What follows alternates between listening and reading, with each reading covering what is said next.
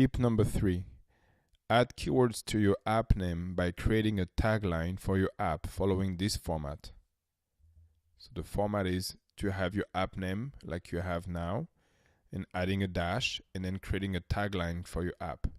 Let's look at an example. Here I have my application, fitness exercises, and a list of keywords that I think my app is going to rank for. Workouts, health, training, sport, calorie, and counter.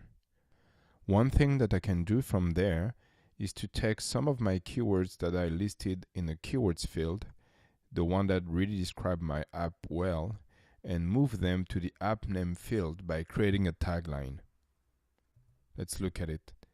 Now my new app name is fitness exercises dash training workouts with calorie counter. This is a powerful technique that I use with all of my apps. It's helping in several ways. First, we just move some of the important keywords to the app name, which means that our app will rank better for them. Second, the tagline will help users understand what the app does and maybe some of the benefits and features of the application. Sometime when I, like here in the example, when I look at fitness exercises, it kind of tells me what the app is doing, but with a longer name, with a tagline, I have a better understanding of some of the feature of this app.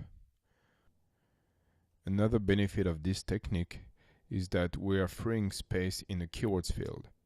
Once the keywords are moved from the keywords field to the name field, then they no longer need to be in the keywords.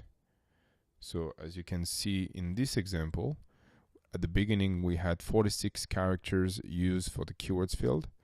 After moving them to the app name, we are left to 12.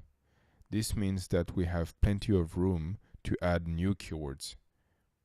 One thing that I like about the app name format, which is app name dash tagline, is that we're showing a clear app name before the tagline.